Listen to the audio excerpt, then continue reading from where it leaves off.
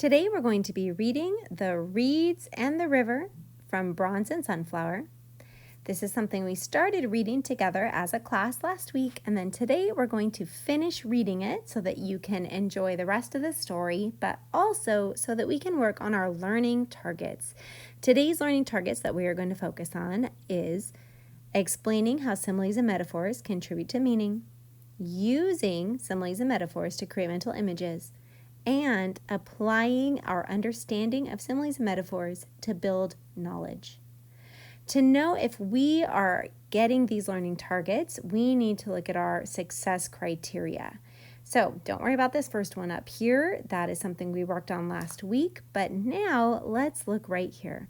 Can I identify similes in the text? And can I use context clues to determine their meanings?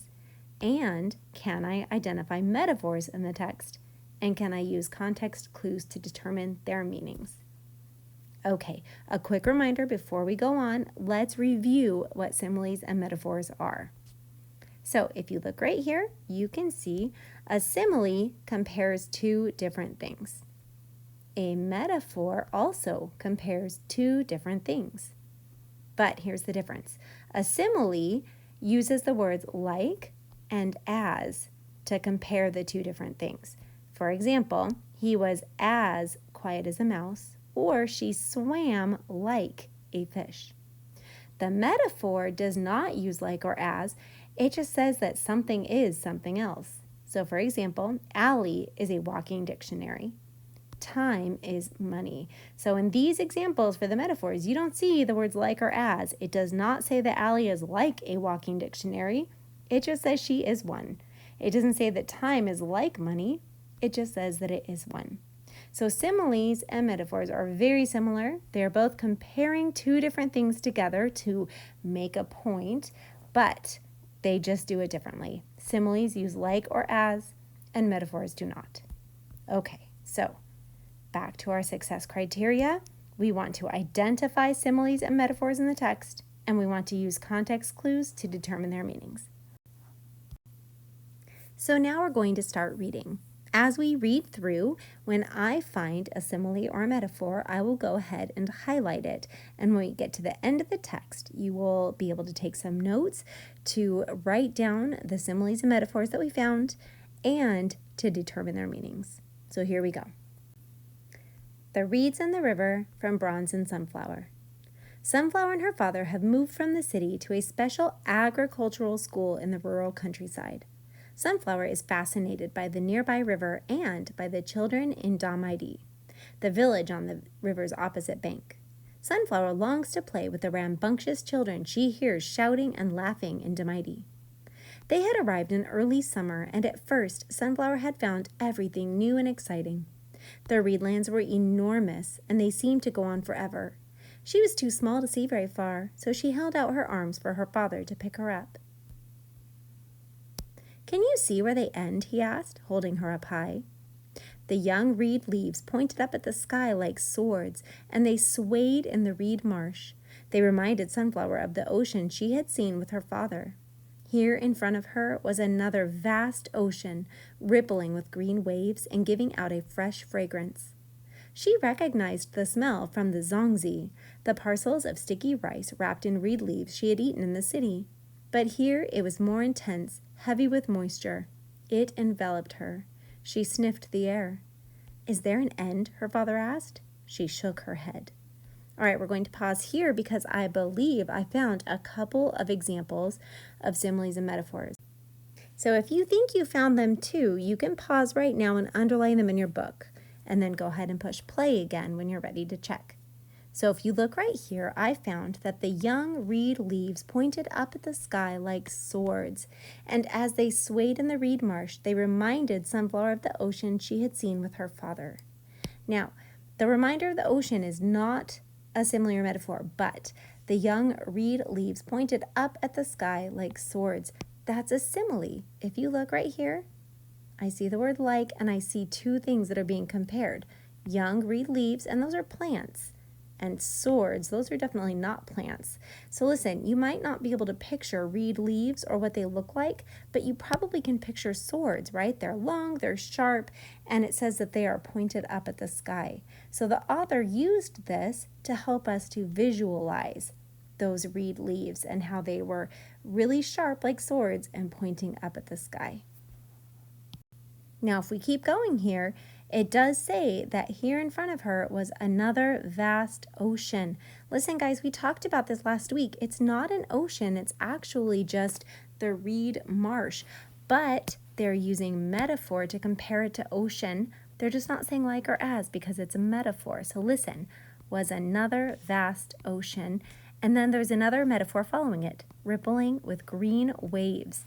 We know that they're talking about the green reed leaves. Those are the green waves. They're not actually green waves. They're still reed leaves, but they look like green waves in a vast ocean. Okay, if you have not had a chance to underline them yet, please do this now and keep these in mind because when we're done with the text and we're ready to take notes in our yellow spiral journals, we're going to refer back to these and write them down to show our understanding of similes and metaphors. So let's move on to the next page. All right, here we go. A sudden gust of wind turned the reed marsh into a battlefield. The long swords slashed the air. A group of frightened water birds rose up and took to the sky. Sunflower wrapped her arms around her father's neck. She was drawn to the reed marsh, but it filled her with a mysterious terror. All right, I'm pausing here because I have already found more metaphors. If you look, we have right here that a sudden gust of wind turned the reed marsh into a battlefield. We can imagine that it was not a literal battlefield. There was no actual battle happening there, but it probably looked like a battlefield. Remember, they compared the reeds to swords. So it's saying that with the wind, the long swords slashed the air. So all of this together, these are two metaphors that come together to help us imagine and visualize how big of a gust of wind this was because it was making all of the reeds kind of sway really fast and kind of harshly in the air, and it looked like long swords slashing through the air. Okay, let's continue on. Here we go.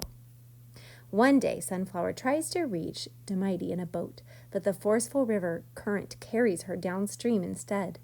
Terrified that she will be swept away by the raging current, Sunflower begins to weep as she waits to be rescued. The little boat, angled sideways so it was facing the bank, was drifting downstream. The old elm became smaller and smaller. The red-tiled roofs of the Cadre school gradually disappeared behind the thousands of reeds. Sunflower was numb with fear. She sat in the boat, tears streaming silently down her face.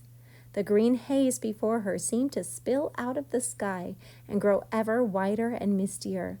She wondered how much farther she would drift. Okay, most of this is literal without any metaphors. There's lots of visualization, but no metaphors. But when you get right down to the end of the paragraph, it talks about the green haze before her. Listen, it wasn't actual haze. This is, the green haze is all of the reeds. If you don't know what haze is, it's kind of when the air looks a little bit almost misty or unclear. So right here, they're saying the green haze before her. So they're describing it as almost like the air quality being green. But we know in reality, it was all of those green reeds. Okay, continuing. Occasionally, another boat passed by, but Sunflower barely moved. She didn't stand up and wave her arms or shout. At most, she gave a little wave. The people in the boats assumed she was a child having fun on the river and didn't pay too much attention. If any of them did wonder, they still went on their way. All right, we're going to go ahead, turn the page. And here we go on the last page. As Sunflower cried, she quietly called for her father. A solitary white bird flew out of the reeds. It seemed to sense something and hovered above the water, low and calm, not far from the little boat. Sunflower looked at its long wings and the fine feathers on its breast that ruffled in the breeze, its slim neck, yellow beak, and bright red feet. From time to time, it cocked its head to one side and peered at her with brown eyes. All right, this paragraph right here, there are no similes or metaphors that I can see, but I do just want to mention that there is a lot of really good imagery here. The author did a great job of helping us to imagine what they're writing about using the senses. So if you look at the description of the bird. If you want, you can pause it and reread, but they gave a really, really good description of this bird so that we can really, really imagine it. Okay, let's continue reading. The boat drifted on the water. The bird flew in the sky. Between heaven and earth, all was peaceful and quiet. Then, unexpectedly, the bird landed on the boat. It was a big bird, and it looked proud and haughty. Sunflower watched it calmly, as though she had known it for a long time. They looked at each other, at ease. Neither made a sound. There was just the gurgling of the river. But the bird couldn't stay with her. It had to be on its way. It nodded gracefully, flapped its wings, leaned forward, and flew off toward the south. Sunflower watched it disappear into the distance, then turned to look downstream. The water stretched as far as the horizon. Tears filled her eyes again. And that's the end of the story for us so far. Listen, this is definitely not the end of the whole story. We know that there's got to be more after this, and we read at the beginning that this is an excerpt from a bigger story. So we know there is more to come, and I'm sure that there is a good ending for Sunflower. But for here, this is the end for us, and I actually don't know that I found any more similes or metaphors on this final page. If you want, you can pause, see if you find anything that I might have missed. But then we'll go ahead and start our notes in just a moment. Okay, so I'm going to come over here. I'm going to bring up our notes so that we are ready to go. And if you see, I have a little reminder that this will be in your yellow spiral notebook. And as always, I would like you to please turn to the first fully open page. I want to make sure that you're not skipping pages in there, so go to your first free page. And I'd like you guys to go ahead and set up your journal to look similar to this. You can see right here that I have my avid heading, name, number, today's date, reading, that's our subject. My title is the title of the text, The Reeds and the River. You can see it's in quotation marks because it is the title of a short story. And with titles, the first word is capitalized, the last word is capitalized, and any other important words in the title, any nouns, verbs, adjectives, adverbs, are capitalized. So that is why reads is capitalized. Okay, so if you notice, we're setting this up with two halves. The first half is similes. The second half of the page is metaphors, but both halves are set up the same way. 3-column notes. The first column is very small and it says page number. The next column is a little bigger and it says example.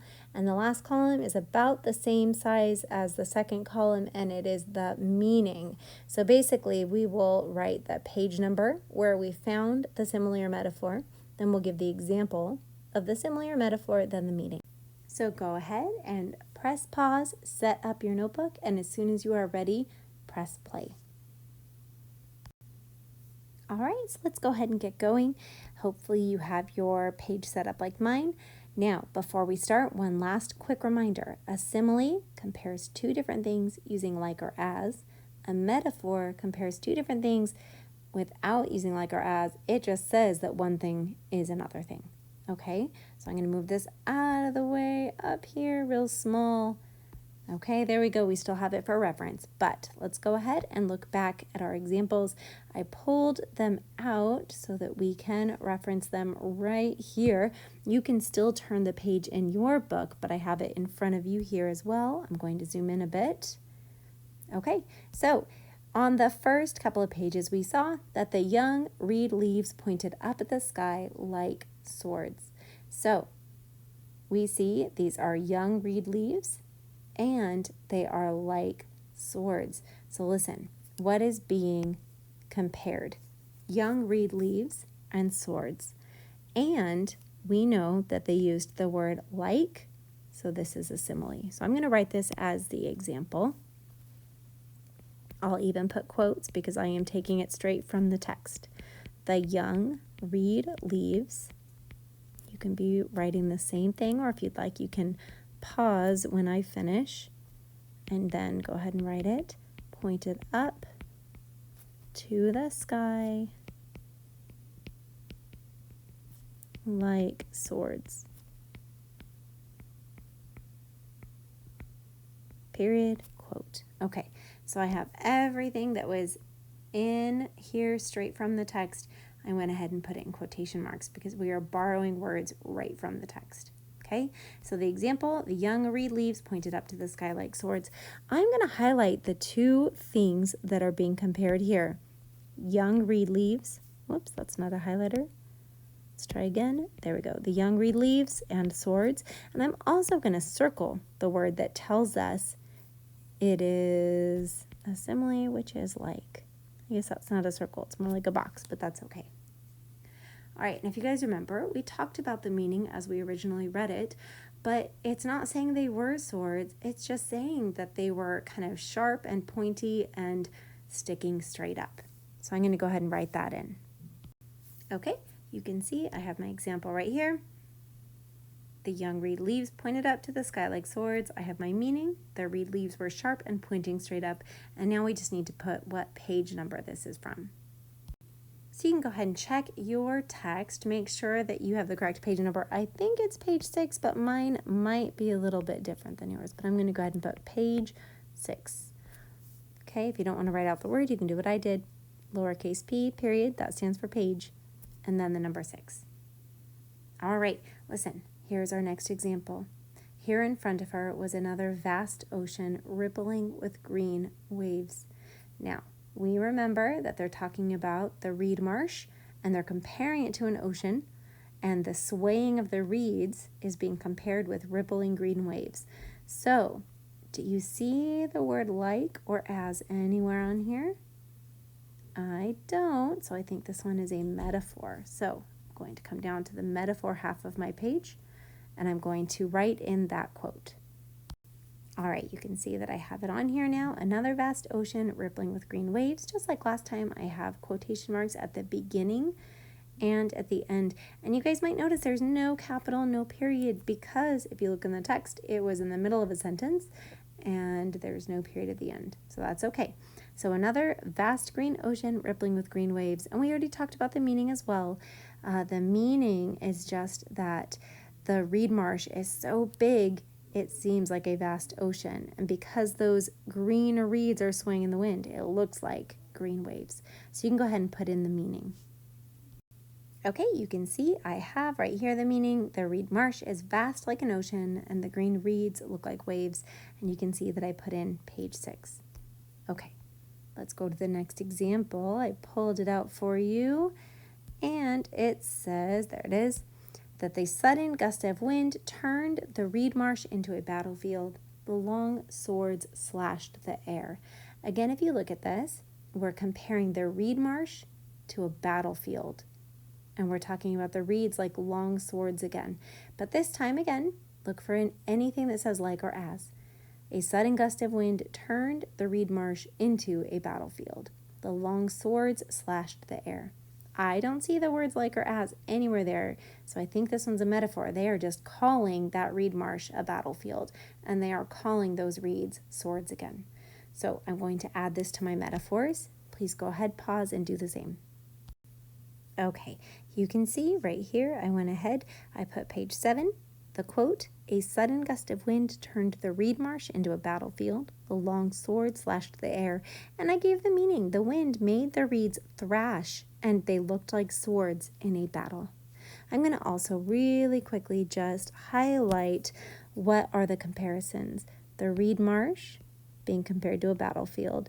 And then the long swords, it doesn't say the word reeds on here, but those are being compared to the reeds. Okay, I do have one more quote from the text, but you might notice I don't have any more room on my paper, so this one is for you to do on your paper. Hopefully you have more space than I do. And if you look right here, here's your final quote to work on. It says, the green haze before her seemed to spill out of the sky and grow ever wider and mistier. And we talked about the meaning of that as we went. The green haze before her was really not actual green haze, but it was just the big, vast expanse of green reeds ahead of her. Okay, and so there was so much, it almost looked like a green haze in the sky. So with that, we're about done. I'm hoping you guys feel like you were able to get a better understanding of our similes and our metaphors, to be able to use them to better visualize what the author is writing about, and to be able to use context clues in the text to determine the meanings. So again, let's come back real quick to our success criteria. We were going to identify the similes. I think we did that. We used some clues to determine their meanings, and we did the same with metaphors. We identified them in the text, and we used clues to identify the meanings. So I feel like we did a pretty good job of meeting our success criteria. I'm hoping that you also felt like you understand and that you enjoyed this lesson and that you are ready to tackle similes and metaphors in other texts that we read. All right, I'm going to zoom back into the notes in case you need to finish them. You can pause here, and good job, guys.